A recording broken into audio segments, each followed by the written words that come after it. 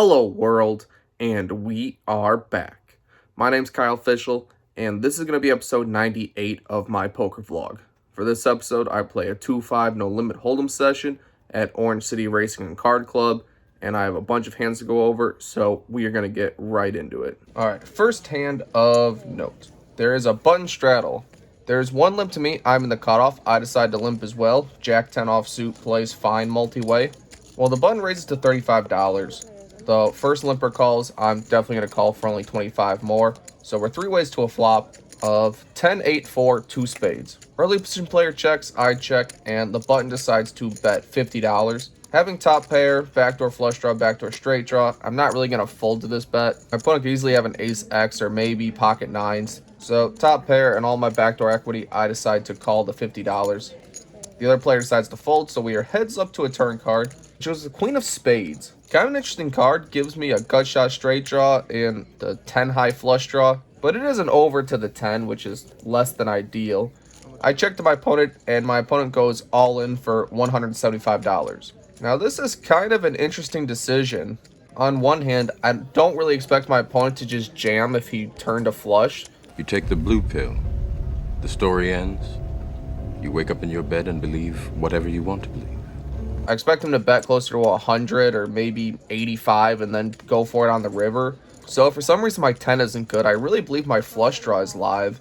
And my flush draw is live, then my straight draw should be live too. You take the red pill.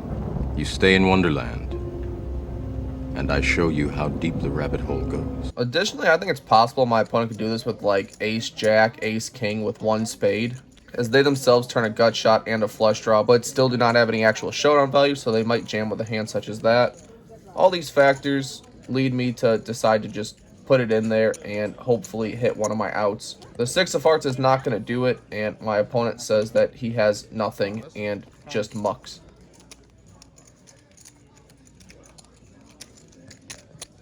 And the stack's doing pretty good from the $800 buy-in. Next interesting hand. I'm in middle position with pocket nines. I raise to $20. There's 2 callers, so we're 3 ways to a flop of 8, 6, 4, 2 diamonds. Somehow flopping an overpair with nines feels pretty good. So when it checks to me, I decide to go for 2/3. Definitely want to charge flush draws and possibly get value from random 8Xs. But a late position player decides to raise to $100. Not even 3X, and then it folds back to me. I think it's possible this opponent could do it with hands like 5, 6 or 7, 8, things like that, pair plus gut shot, as well as diamond draws. Maybe he's going for some protection for like ace 8. But either way, for his short stack and me having an overpair and plenty of draws to get value from, I'm just going to go for it all in right now, because if I call this bet, I'm not folding many runouts. So I'll take the aggressive option. My opponent thinks for a decent amount of time before folding pocket 10s. So turns out the jam could even get a better hand to fold. That's quite nice. Next hand of note. There's a button straddle, 1 limp to me. I make it $45 with ace king offsuit.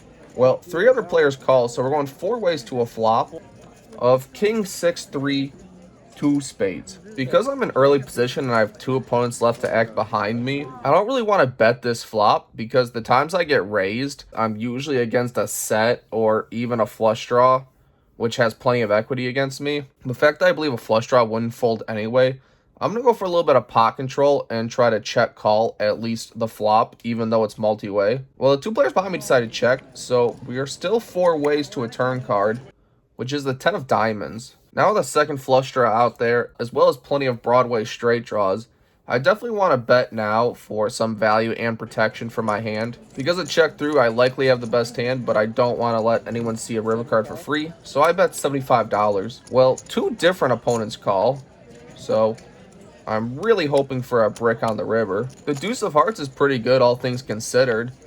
4-5 is the only draw on the flop that gets there, but, you know, if you have 4-5, I guess you're going to get some money. Or I can still get value from king, queen, king, jack, maybe a disbelieving 10 that doesn't think that I would check a king. So on this river, I bet $250. But to this bet, both opponents decide to fold, so we win another one. Next interesting hand. I'm in middle position with 9-7 of spades. I raise to $20. Well, the button decides to 3-bet to $60, and I decide to make the call. Out of position, suited gapper, against a 3-bet. Not the greatest decision, but when the flop is 8-7-3, and we flop a piece of it, now we feel a lot better about our hand. I checked my opponent, who down bets $50. I'm pretty confident continuing at this point. I think a lot of Ace X does this, and so I'm beating a lot of his 3-betting range. So I decide to make the call. The turn is the Jack of Diamonds, gives me a gut shot, which helps my hand a little bit, I guess. I checked my opponent. This time he bets $75. Very small bet size compared to the size of the pot. I don't really think I can fold to this, even if he happens to have like an overpair of some sort, or maybe just binked an ace jack. So I can't really fold a pair plus gut shot for only $75. Well, the river is a surprisingly good card. Surprise! I bet you never saw this coming, did you? The 10 of clubs backs us into like the most ridiculous, pretty much nutted hand possible, as my opponent should never have queen 9. And because there's a 4-liner on the board, I think a lot of my opponent's range is just going to check back if I check to them, even because there's so many just random 2-pair combinations that would get there as well, because it would be absolutely disastrous for me if this checked through when I get ridiculously lucky. I decide to donk lead for $200. Feel like all overpairs are kind of in a tough position, as well as ace jack. My opponent somehow had jacks or 10s. He's pretty happily going to call this one. And after a decent tank, my opponent does decide to call. And a straight is definitely good on this one. I am very thankful I got the river bet paid off, because without realizing the implied odds, the several streets of calling is questionable at best. Next hand of note. I button straddled to $10 and look down at ace jack of spades. Well, the cutoff raises to $40. He only has about $150 total in his stack. So I think there's merit to just getting in right now with, you know, such a strong hand against such a small stack. But I decided to just call and see what the flop brings. Well, when the flop brings 2 spades, I'm now super happy to just get it in with my opponent. I assume he's just going to jam 100% of his hands. But when he checks to me, I mean, I guess it's fine. I'll take the aggressive route. I put them all in. He calls pretty quickly, and we're off to a run out. We river the nuts. I guess we kind of needed it, as my opponent had ace king of hearts. We are definitely running hot on this table. Next hand of note. I'm in early position with pocket queens. I raised to $20. Well, a late position player 3-bets to 60, and then one of the blinds calls, and it's back on me. Now, I would say this is probably a good spot to 4-bet, but I don't really have a defined 4-betting range. And my opponent only has about $500 in his stack, so if I make it like 200 and he calls, we are pretty much pot committed at that point. Also, I trust my ability to navigate post-flop and evaluate based on the runout.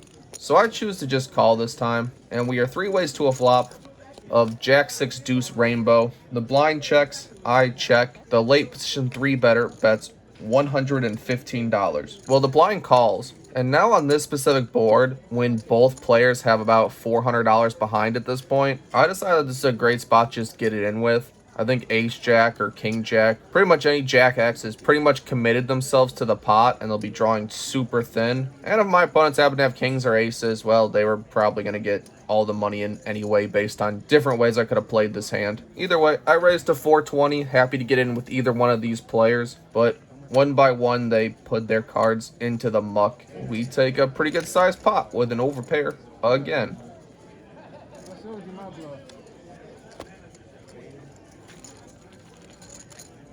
And now the stack has grown very nicely. Having a very, very hot session right now.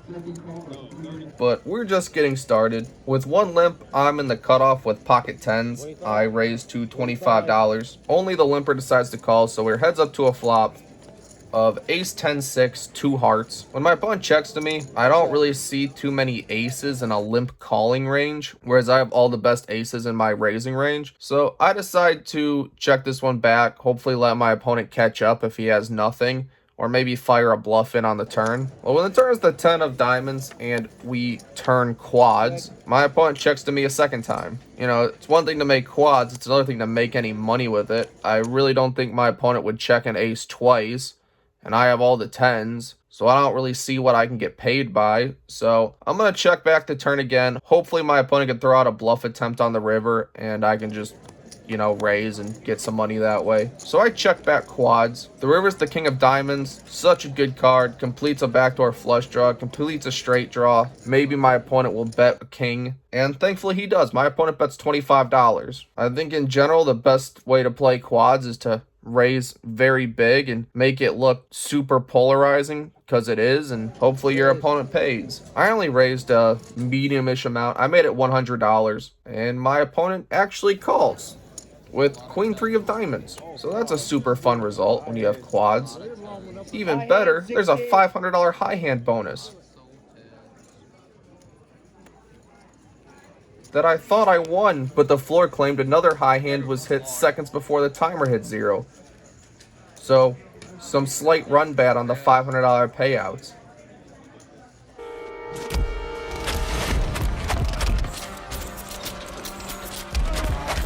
But luckily for me, about 15 minutes later, I look down at pocket jacks. An early position player raises to $25. There's one caller. I'm in the hijack. I'm not going to just call with jacks. Definitely going to put in the larger size 3-bet, especially when the other two opponents have very short stacks. I'd like to just get all the money in right now. I raise to $110. Well, the button calls, the pre-flop aggressor decides to call, and the middle position limper decides to fold. So we're actually 3 ways to a flop, where, deja vu, we flop quads.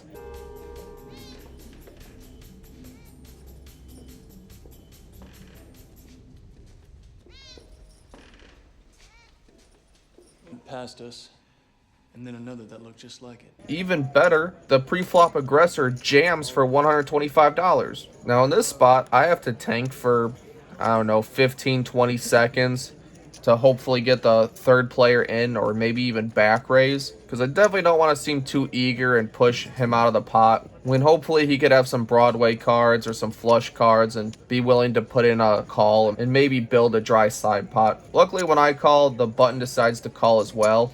So we're 3 ways to a turn card, 1 all in,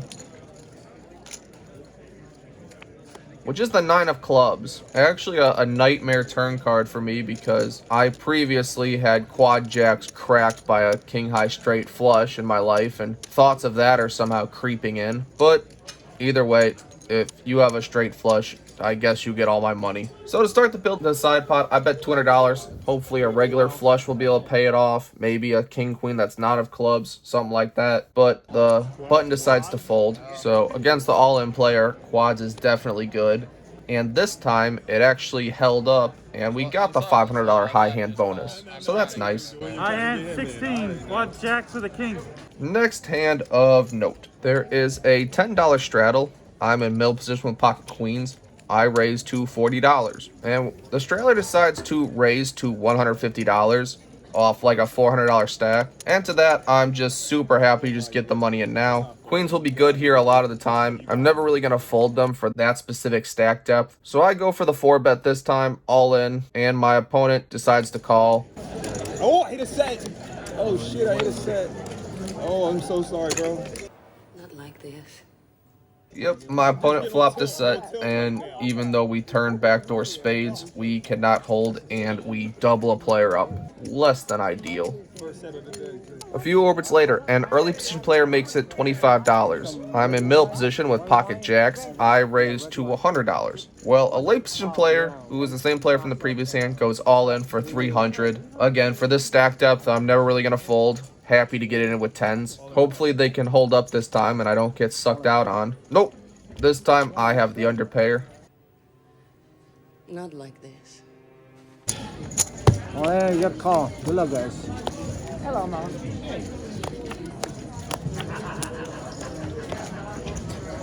And jacks will definitely hold against 10s. So after playing for a bit of time and having 2 less than ideal hands happen pretty quickly, I think it's about time to... Get me the hell out of here! So for this Orange City session, we are into the game for $800, out of the game for $23.49, which is a profit of $1,549. We played for about 10 hours, so it equated to $155 an hour, or 31 big blinds an hour. If you've watched all the way to this point, thank you. I appreciate it. Please consider subscribing. It helps out the channel a great deal. And I will see you all on the next one. Thank you.